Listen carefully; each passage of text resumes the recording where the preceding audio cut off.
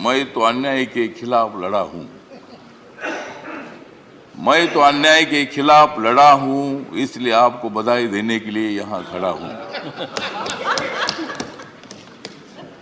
आपका अनुभव बहुत ही बड़ा है। आपका अनुभव बहुत ही बड़ा है, इसलिए आपने संघर्ष का पहाड़ चढ़ा है।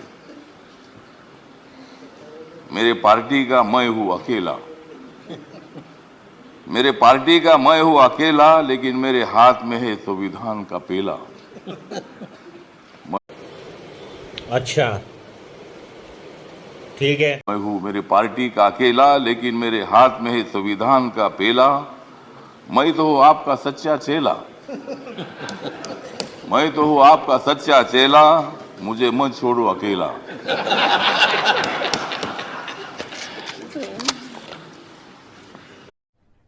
अरे कहना क्या चाहते हो?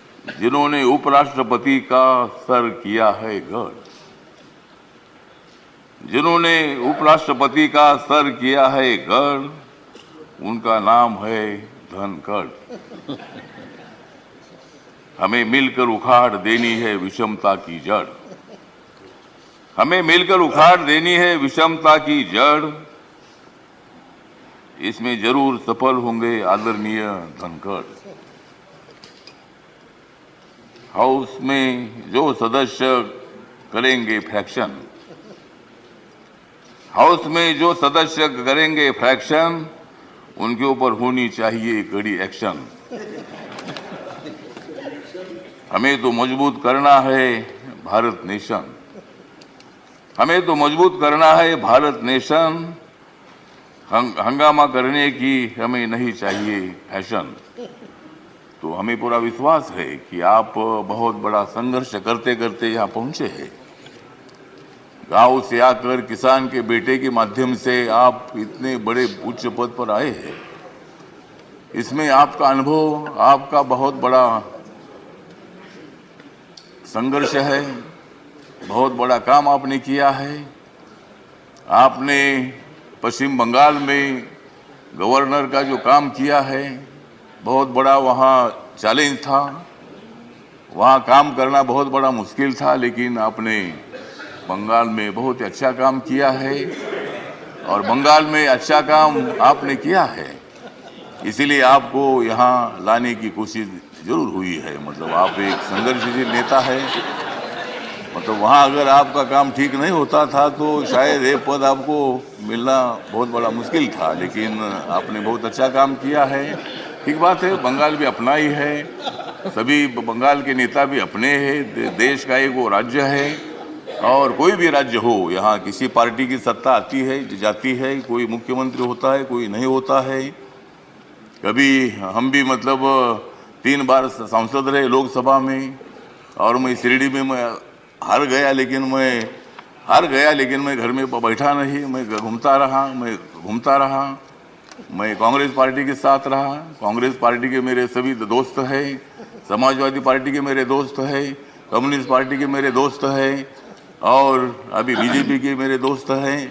मैं सब बीजेपी के साथ में आया हूँ, और भारतीय जनता पार्टी के साथ मैं इसलिए आया हूँ कि मुझे शिरडी में हारा गया। मुझे मंत्री ने बनाया, फिर मैं उधर क्या करूं। तो इसीलिए मुझे मतलब कांग्रेस पार्टी को छोड़ना पड़ा, और मैं नरेंद्र मोदी जी के नेतृत्व में सबका साथ सबका विकास दिख रहा है, सारा प्रकाश, मतलब ये जो प्रकाश दिख रहा है। अरे कहना क्या चाहते हो? तो नरेंद्र मोदी जी के नेतृत्व में मैंने निर्णय ले लिया कि मैं बाबा साहब अम्बेडकर जी का अनुयायी हूँ। बाबा साहब अम्बेडकर जी ने सत्ता में आना चाहिए बताया है। मेरी अकेली पार्टी सत्ता में नहीं आ सकती है, इसी के साथ मिलकर ही सत्ता में आ सकता हूँ। और मेरे पार्टी का मुझे लोग पूछते हैं कि तुम्हारा पार्टी का एक भी लोकसभा में मेंबर नहीं है, तो भी आप मंत्री कैसे हैं? तो मैंने बोला, आप माननीय नरेंद्र मोदी जी को जाकर पूछो, मतलब मैं कैसा मंत्री हूँ। मतलब मैं अकेला हूँ, लेकिन मेरे पार्टी के लोग पूरे देश भर में है। नॉर्थ ईस्ट में मेरी पार्टी, सभी पार्टी है, और मुझे बोलने का मौका दीजिए। अच्छा, ठीक है। मुझे मालूम है कि आप बहुत अच्छे आदमी हैं और मैं आपको, हाँ, आप मुझे हर बार बोलते थे कि हमको कविता सुनाओ। अगर आप मुझे ज़्यादा बोलने के लिए देंगे तो मैं कविता सुनाऊंगा, नहीं तो एक भी कविता नहीं सुनाऊंगा।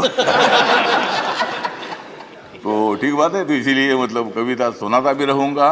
और आप एक अनुभव है तो इसीलिए अपोजिशन को भी आप मौका दीजिए, हंगामा करने के लिए मौका दीजिए, लेकिन एक आधा दिन हंगामा करने के लिए मौका दीजिए, दूसरे दिन एक्शन होना चाहिए और हाउस का काम भी मतलब चलना चाहिए। इसीलिए आप एक सर्वोच्च हाउस के आप चेयरमैन बन गए हैं। इसीलिए मैं, मेरी जो आरपीआई है, रिपब्लिकन पार्टी है, गरीबों की पार्टी है, दलितों की पार्टी है, इस पार्टी की तरफ से मैं आपके साथ हूँ। मैं हमेशा आपको साथ देता रहूँगा और आप मुझे बोलने का मौका देते रहो। जय जय भीम, जय भारत। शाबाश।